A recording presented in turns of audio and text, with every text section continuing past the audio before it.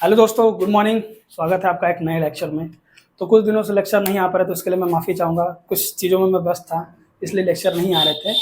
पिछले लेक्चर में हम लोगों ने जो भी चीज़ें पढ़ी उसके आगे हम चलते हैं। उससे पहले मैं कुछ बता देता हूँ। टेम्परेचर आप देख रहे हैं बहुत ज़्यादा हाई है, तो इस टाइम घर पे रुके रहें, ज़्यादा बाहर निकलने की कोशिश ना करें, क्योंकि हीट वेव के ज़्यादा चांसेज आ रहे हैं जिससे आपको नुकसान हो सकता है। इसलिए घर में जितना हो सके आप बने रहें। तो हाँ, आज का लेक्चर है, देखिए तो ज्योग्राफी है। अल्टरनेट लेक्चर चल रहा है, हिस्ट्री और ज्योग्राफी का अल्टरनेटिव भी चल रही है, इसलिए आज लेक्चर ज्योग्राफी है। उसमें भी मैंने बोला था कि अगले चैप्टर में मैं मृदा या सॉइल पढ़ाऊंगा, ठीक। तो मृदा और सॉइल के बारे में पढ़ाते हैं। उसके बाद मैंने पिछले जो लेक्चर थे मैंने क्वेश्चंस कराने को बोला था, तो क्वेश्चंस मैं कराऊंगा, घबराइए मत। उसकी सीरीज जो मैंने पिछला जो पढ़ा है मैं उसके बारे में क्वेश्चन कराऊंगा। इसको थोड़ा सा पढ़ा देता हूँ, मैं क्वेश्चन जरूर कराऊंगा उसका, घबराइए मत। तो आपके हिसाब से मृदा क्या है, मिट्टी या सॉइल क्या बोलते हैं? सॉइल जिससे मतलब जो स्थलाकृति या जिस धरातल पर हम खड़े हैं उस पर भूपर्पटी चट्टानें जो होती हैं, अपने एक तरीके से टूटने के कारण जो मिनरल्स होते हैं टूट जाते हैं, एक तरीके से सेडिमेंट बोलते हैं, एक तरीके से कई चीजें उसमें होती हैं। पहाड़ों के टूटने से जो मृदा का निर्माण होता है उसे सॉइल बोलते हैं। एक तरीके से उसमें कई चीजें हैं, आप देखेंगे बाई फिजिकल वेदरिंग होती है, बाई केमिकल वेदरिंग होती है, सेडिमेंटेशन होता है, आप देखेंगे ऑक्सीडेशन होगा, रिडक्शन होगा, कई सारी चीजें उसमें मिली हुई रहती हैं। तो ये होता है। उसमें भी आप दो चीजें देखेंगे, कंपोजिशन ऑफ सॉइल के बारे में पढ़ेंगे, जिसे कि मृदा संगठन बोलते हैं।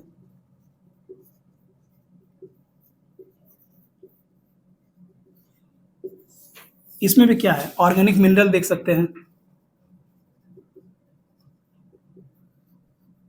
ठीक। Organic mineral of decomposition of mineral.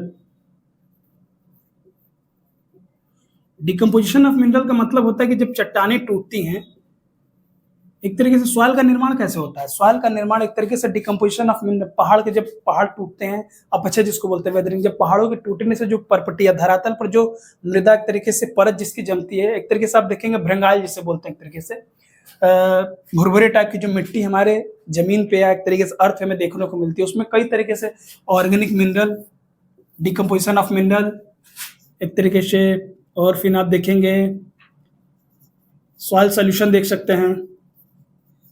Soil solution का मतलब कि आप अर्थ के नीचे जब जाएंगे तो उसमें आप लिक्विड चीजें भी देखेंगे, जिसमें कि अभी आगे मैं सॉइल प्रोफाइल पढ़ाऊंगा, उसके बारे में zone A, zone O, zone ये डिवाइड करके मैं बताऊंगा। सब सारी चीजों में सब ये चीजें दी गई हैं। Soil solution, soil atmosphere. Soil atmosphere क्या है? आप जानते हैं कि सॉइल एटमोस्फेयर का मतलब कहीं ना कहीं आप देखेंगे सॉइल में एयर भी मिक्स होता है, कहीं ना कहीं आप देखेंगे सॉइल को निर्माण में एक तरीके से कई सारी चीजें जो है अफेक्ट करती है। आप देखेंगे उसमें समय हो गया, जनक सामग्री हो गई, एक तरीके से केमिकल चीजें हो गई, बहुत सारी चीजें हैं, उच्चवाच हो गई, ये सब चीजें फैक्टर है एक तरीके से सॉइल निर्माण को बनाने में, एक तरीके से उन चीजों को। तो ये चीजें हैं soil atmosphere, soil solution, organic mineral, decomposition of mineral. इसमें एक तरीके से इसमें क्या क्या फैक्टर एक तरीके से आप देखेंगे उसमें प्रमोट क्या क्या करता है, मतलब कि उसके निर्माण में बहुत सारी चीजें हैं। डिकम्पोजिशन देखेंगे, ऑक्सीडेशन देखेंगे, रिडक्शन देखेंगे, बाई फिजिकल प्रोसेस देखेंगे, बाई केमिकल, लास्ट प्रोसेस होता है by chemical. By chemical process में आप देखेंगे डिकम्पोजिशन मिनरल होता है, उसके बाद देखेंगे मिट्टी का निर्माण होता है, फॉर्मेशन ऑफ सॉइल, वो सब सारी चीजें हैं। तो मैं लिखा देता हूँ, उसके बाद मैं थोड़ा सा और समझाता हूँ उस चीज को बात, ठीक है। तो आइए जो पॉइंट्स में लिखा है मैं उसके बारे में बता देता हूँ। मृदा का तात्पर्य है क्या? भूपर्पटी पर वो ऊपरी अवसादी परत जो कि असंगठित खनिज पदार्थों और जैविक पदार्थों का मिश्रण होता है। मैंने शुरू में बताया क्या चीज, जब पहाड़ या चट्टान जब टूटते हैं जिसमें एक तरीके से केमिकल एक तरीके जो मिनरल होते हैं वो एक तरीके से हमारे सॉइल में मिक्स हो जाते हैं, वही चीजें लिखी हैं। खनिज पदार्थों और जैविक पदार्थों का मिश्रण होता है। मृदा का निर्माण विघटन के परिणाम स्वरूप, जिन चट्टानों के टूटने के परिणाम स्वरूप मृदा के निर्माण हेतु असंगठित खनिज, असंगठित मतलब जो छोटे छोटे टुकड़ों में जो मिनरल होते हैं की प्राप्ति हो, उसे पैतृक चट्टान कहते हैं, ठीक। मैंने भी बताया कि कौन कौन से फैक्टर मतलब प्रभावित करते हैं मृदा निर्माण को। प्रभावित करने वाले कुछ कारक है, उच्चवाच ले सकते हैं, जनक सामग्री, जलवायु, वनस्पति, समय।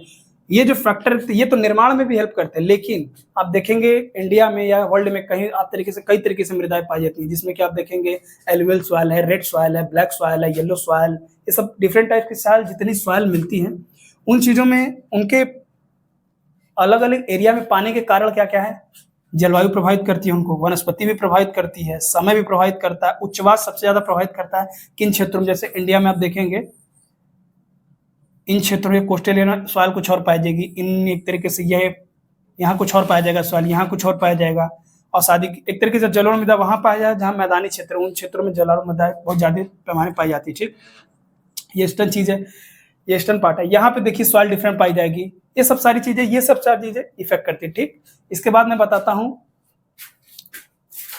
सॉइल प्रोफाइल, जिसे सॉइल परिच्छेदिका भी बोलते हैं। आप इसे इन चीजों को नोट कर लीजिए, मैं उसके बारे में बताता हूँ, इस चीज को नोट कर लीजिए आप। तो चलिए हम सॉइल प्रोफाइल या हिंदी में इसे मृदा परिच्छेदिका भी बोलते हैं। अगर हमें एक तरीके से सॉइल के बारे में अगर हमें जानकारी लेनी पड़ती है, हमने शुरू में बताया कि सॉइल कई लेयर में बटे हुए हैं। एक तरीके से हमारा अर्थ का कोर एक तरीके से डायग्रामेटिक में बता दे रहे, मान लीजिए ये हमारा अर्थ है। ठीक, ये सरफेस है। ठीक, तो सरफेस में आप देखेंगे, मैं उसकी बात नहीं कर रहा हूँ कि कौन सी सॉइल कहाँ पाई जाए, मैं बता रहा हूँ कि सॉइल क्या चीज है। सबसे ऊपरी लेयर में आप देखेंगे, मैंने बताया कि चट्टानों के टूटने से या अपक्षय, एक तरीके से by physically weathering, by chemically weathering के कारण, वेदरिंग अपक्षय टूटने से जो मृदा का निर्माण होता है हमारे अर्थ सरफेस पे। ठीक, एक तरीके से ये कई लेयर में हमारे सॉइल बटी है। ठीक है, उसी की एक तरीके से परिभाषा या विशेषता बताता है सॉइल प्रोफाइल या मृदा परिच्छेदिका। एक तरीके से सॉइल प्रोफाइल का मतलब होता है कि हमारे पृथ्वी पर लंबवत जो जितनी भी सॉइल की लेयर है उसके बारे में हमें जानकारी देता है। तो क्या क्या चीजें इसमें, मृदा परिच्छेदिका का समान अर्थ इसका अध्ययन करना है। किसका? सॉइल का। सॉइल मतलब मिट्टी या मृदा। मृदा परिच्छेदिका के अंतर्गत मृदा को अलग अलग परतों में वर्गीकृत कर विशेषताओं का अध्ययन किया जाता है। एक तरीके से हमें लेयर देखने को मिलते हैं, एक तरीके से हम लोगों ने इसको विभाजन दिया। एक तरीके से हमें जो चीजें, हमें डिफरेंट चीजें, जैसे कि ये फर्स्ट लेयर है, ये सेकंड लेयर है, ये थर्ड लेयर है, फोर्थ लेयर है, फिफ्थ लेयर, ये चीजें हैं हमें डिफरेंट दिखी इन सारे लेयरों में, तो हमने उसका नाम दे दिया A layer, B layer, C layer और बेड रॉक जिसे डी लेयर भी बोलते हैं। ये सब सारी चीजें हम लोगों ने बताया। तो इसके हिसाब से हम लोगों ने अध्ययन करने के लिए अपने अकॉर्डिंग उस चीजों को हम लोगों ने बांट दिया है। जैविक परत, ऑर्गेनिक लेयर, खनिज परत। मैंने चीजें क्यों लिखाई है मैं बताता हूँ।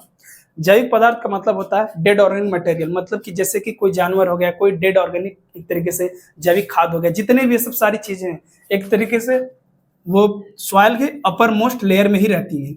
आप देखेंगे कोई अगर कोई एनिमल डीके करता है, डिस्ट्रॉय होता है, डिकम्पोज होने के बाद वो एक तरीके से मिनरल या एक तरीके से मिट्टी में जब एक तरीके से जो जब मिलता है तो सॉइल के ऊपरी परत में रहता है। ठीक, लेकिन मिनरल क्या है? खनिज परत। आप देखेंगे जब पृथ्वी के निर्माण में आप देखेंगे अंदर, आप देखेंगे ज्वालामुखी विस्फोट होता है तो कहीं कहीं आप लावा निकलते हुए देखेंगे, तो लावा में आप देखेंगे कई तरीके से क्रिस्टली चट्टानें पाई जाती है। उसके अंदर से जो लावा निकलता है हमारे जब अर्थ सरफेस पर पहुंचता है वो क्रिस्टली चट्टान के रूप में निकलता है। कहीं आप देखेंगे उसमें भी कई तरीके के चट्टान आएंगे। अब डेक्कन ट्रैप, जो भारत का डेक्कन ट्रैप देखेंगे, लावा का एक तरीके से वो परत बना हुआ है, एक तरीके से परत चढ़ा हमारे कई किलोमीटर के एरिया में, तो उसमें आप देखेंगे मिनरल मिलते हैं। ठीक है, वो कहाँ से आए?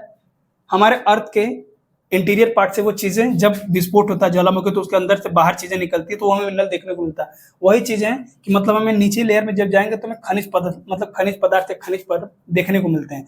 जैविक पदार्थ ऑर्गेनिक लेयर बोलते हैं, मिनरल लेयर मतलब खनिज पदार्थ जिसमें कि आयरन, एल्युमिनियम, जो भी गोल्ड सारी चीजें, वो सारी चीजें मिलेंगी।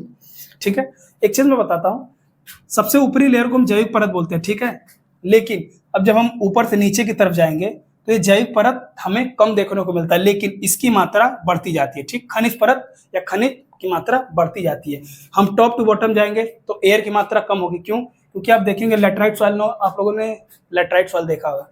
जब लैटराइट सॉइल को जब एक तरीके से पानी नहीं मिलता तो कहीं कहीं आप देखेंगे वो मृदा ऐसे ऐसे करके फट जाती है। ठीक, फटती है तो उसके अंदर से वो एयर जाता है। ठीक, लेकिन वो एयर कहाँ तक जाएगा? जहां तक उसको जगह मिलेगी वो एयर वहीं तक जाएगी। एयर बहुत ही एक तरीके से एयर एक बहुत अच्छा फैक्टर है सॉइल निर्माण के लिए, एक तरीके से सॉइल को बढ़िया करने के लिए, मतलब क्योंकि एयर की भी जरूरत पड़ती है, ऐसे नहीं है। ये सब सारी चीजें। हाँ, तो एक तरीके से टॉप टू बॉटम जाने पे, मतलब ये टॉप टू बॉटम जाने पे एयर की मात्रा कम होगी। हाँ, एक तरीके से जल की मात्रा भी कम होती चली जाती है, क्योंकि जल एक तरीके से सबसे ऊपरी, ये वो बोलने का मतलब कि अर्थ के सरफेस के इंटीरियर पार्ट में जल होता है, लेकिन जो बारिश होती है सबसे टॉप मोस्ट लेयर में बारिश ज्यादा होगी, सबसे नीचे उससे कम। तो जलवायु एक तरीके से इस पर निर्भर करती है कि मृदा कैसी होगी, कहाँ का मृदा कैसी होगी, ये सब सारी चीजें। उसके बाद मैं इसको लिखा देता हूँ। तो आइए दोस्तों, सॉइल प्रोफाइल या मृदा परिच्छेदिका के बारे में कुछ पॉइंट्स उसको डिस्कस कर लेते हैं। मैंने जो चीज बताया उसके बारे में हम लोग डिस्कस कर लेते हैं। क्या चीजें हैं? यह मृदा की लंबवत विशेषताओं की जानकारी प्रदान करता है। जैसा कि मैंने बताया, ये सॉइल है, ये लंबवत ऐसे, जैसे कि एक तरीके से आप देखेंगे ये ए है, बी लेयर, सी लेयर और एक तरीके से रेगोलिथ जिसको कि बेडरॉक भी बोलते हैं, वो चीजें वही चीजें हैं। अब प्रीवियस जो मैंने अभी बोला उसको डायग्राम को बना के इसको लिखिएगा ऐसे। मृदा परिच्छेदिका की सबसे ऊपरी परत को जैविक परत कहते हैं। जैविक पदार्थ का मतलब ऑर्गेनिक लेयर भी बोल सकते हैं इसको, ठीक है। इसमें होता क्या है कि जब ऊपर से आप नीचे की तरफ जाएंगे तो ऑर्गेनिक मटेरियल या ऑर्गेनिक मिनरल की कमी होती है। क्यों? क्योंकि आप कोई भी अगर एनिमल डीके करके मिनरल में अगर वो बदलता है या कंपोज होके, तो वो सॉइल के ऊपरी लेयर में ही रह जाता है, ठीक है, नीचे बहुत कम जा पाता है, ठीक है। इसीलिए बोला कि ऊपर से नीचे की तरफ वो चीजें घटती जाती हैं। ऊपर से नीचे जाने पर खनिज मात्रा की जो मात्रा होती है उसकी बढ़ती है, खनिज पदार्थ की मात्रा बढ़ती जाती है। क्यों? क्योंकि देखेंगे इंटीरियर पार्ट में ही आप देखेंगे अर्थ के इंटीरियर पार्ट में खनिज है। क्यों? क्योंकि आप देखेंगे मैंने बताया कि ज्वालामुखी जब विस्फोट करता है, जब इंटीरियर पार्ट से चीजें निकलती हैं तो उसमें मिनरल कई तरीके के एलिमेंट निकलते हैं। वो चीजें क्यों? क्योंकि पृथ्वी के इंटीरियर पार्ट एक तरीके से क्रिस्टली चट्टानों से बना हुआ है। उसमें भी आप 3 चीजें पढ़ेंगे। आप मैं ज्वालामुखी जब पढ़ाऊंगा तो मैं बताऊंगा, या पृथ्वी की संरचना जब बताऊंगा इंटीरियर पार्ट में तो बताऊंगा क्या क्या चीजें हैं। जैसे कि एक तरीके से ये क्रस्ट हो गया, ये तो कोर है। कोर में भी 2 चीजें हैं, एक तरीके से outer core, inner core. Outer core liquid part में है और इनर कोर सॉलिड पार्ट में। इसी में आप देखेंगे मिनरल होगा। आप फिर आगे पढ़ेंगे कन्वेक्शनल थ्योरी, उसमें बताएंगे कि कैसे प्लेटें संचलन करती हैं, कंपन कैसे करती है, कन्वेक्शनल थ्योरी और मेंटल प्लूम थ्योरी, वो चीजें बताऊंगा। ये तो बस एक डायरेक्ट बता रहा हूँ, डायरेक्शन बता रहा हूँ कि क्या चीज कैसे है, ठीक है। ऊपर से नीचे जाने पर वायु की मात्रा भी घट जाती है। मैंने ये भी बताया कि वायु की मात्रा घटती है क्योंकि जितने आप देखेंगे लेटराइट सॉइल में जितने भी तरीके से जितने भी जगह जहां से मिलता है उसको एयर वहां तक जाती है, लेकिन उसके बाद एयर नहीं जाती, ठीक। मृदा में नमी की मात्रा जलवायु पर निर्भर करती है। क्यों? क्योंकि आप देखेंगे कहीं कहीं जलवायु मिलती है, कहीं नहीं मिलती है, तो उसके हिसाब से कहीं पानी पहुंच पाता है डेप्थ तक, कहीं नहीं पहुंच पाता, तो उसी कारण ये चीजें हैं। मृदा परिच्छेदिका की मदद से मृदा में रहने वाले विभिन्न खनिजों के बारे में हमें पता चलता है। जब हम एक तरीके से परपेंडिकुलर जब किसी सॉइल में अगर हम, जैसे कि कभी कभी आप देखेंगे गांव देहात या कभी अपने आसपास जब मिट्टी को खनते हैं तो आप देखेंगे ऊपर की लेयर कुछ अलग कलर की दिखेगी, नीचे कुछ अलग कलर की दिखेगी, फिर उसके नीचे कुछ अलग कलर की दिखेगी। उसमें कई चीजें मिनरल या एक तरीके से एलिमेंट भी, कभी आप पहाड़ वाले इलाके में आप जाएंगे कहाँ खुदाई चलती है तो वहां पे देखेंगे तो वो चीज आपको देखने को मिलेगी। ये चीजें हैं, इसे नोट करिएगा, ठीक है। तो चलिए दोस्तों, इंडिया में किस टाइप की या पूरे वर्ल्ड में, अभी तो भारत के पर पढ़ रहे हैं, भारत के पर्सपेक्टिव में हम लोग भारत की मृदा के प्रकार को पढ़ेंगे, ठीक। तो एक तरीके से आप लोग कंफ्यूज होंगे कि मतलब कि पर्वतीय मृदा, जलोढ़ मृदा, लाल मृदा, पीली मृदा, काली मृदा, लेटराइट मृदा, मरुस्थलीय मृदा, ये सब सारी चीजें इंडिया में पाई जाती है। कैसे, मैं बता देता हूँ।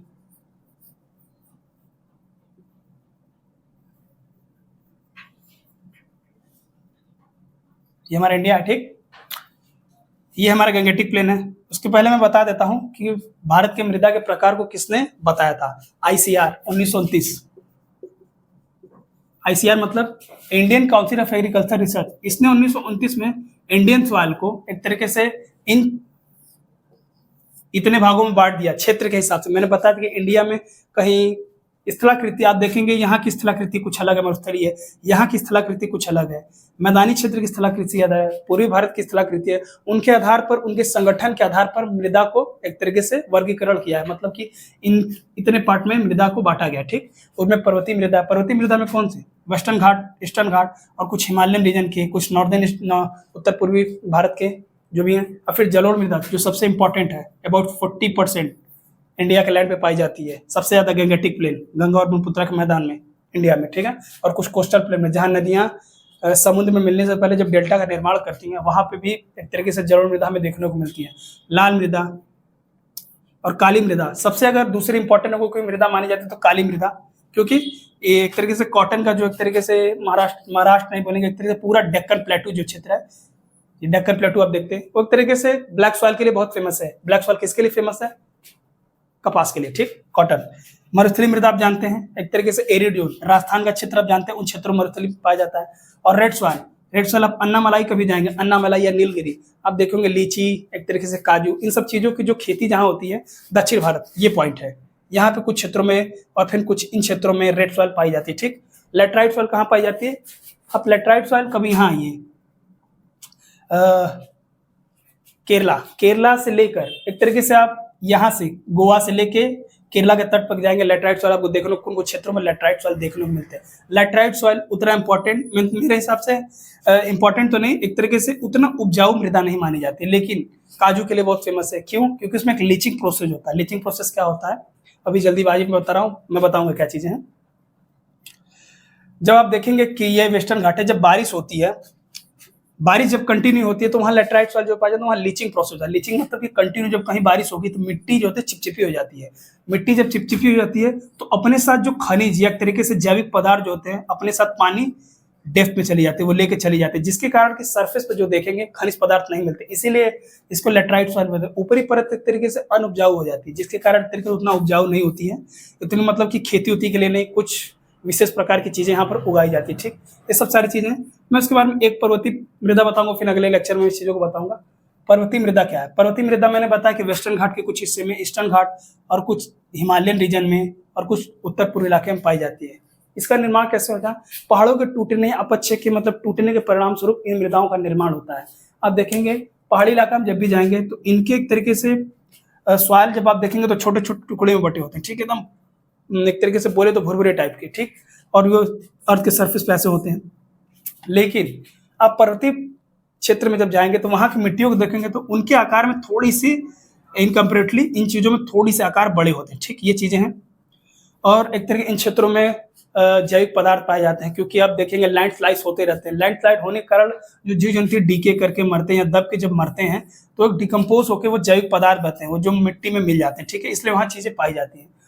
तो उम्मीद है ये चीजें आप लोगों को समझ में आई होगी, पर्वतीय मृदा या जलोढ़ मृदा। अगले लेक्चर में मैं सारे जितनी मिट्टी में 2 लेक्चर में इसको कंप्लीट करके और फिर मैं कंबाइन, मैंने बोला कि मैं पिछले लेक्चर का जो क्वेश्चंस मैंने नहीं करा इन दोनों के कंबाइन क्वेश्चंस में कराऊंगा, जितने भी प्रीवियस एग्जाम में आए हुए हैं, जितने भी मतलब कि इंपॉर्टेंट जितने यूपीएससी बीपीएससी जितने भी मतलब प्रीवियस ईयर में मैं पेपर तक कराऊंगा, घटना चक्र से क्वेश्चन कराऊंगा। आप लोग भी घटना चक्र लेके चला कर, क्योंकि उसमें ये होता है कि प्रीवियस ईयर जितने भी क्वेश्चंस आए होते हैं वो बहुत हेल्प करते हैं एग्जाम में। आप कुछ भी आप पढ़ते हैं अगर, लेकिन अपना इवैल्यूएशन पढ़ के जब आप किसी टेस्ट पेपर को नहीं लगाएंगे या प्रीवियस ईयर क्वेश्चंस को नहीं देखेंगे तो अपने आप का अंदाजा नहीं लगा पाएंगे कि मतलब कि हम लोगों ने कितना पढ़ा और क्या चीज़ कैसे किया। ठीक है, उम्मीद है ये चीज़ आप लोगों को समझ में आई होगी। तब तक के लिए नमस्कार, जय हिंद।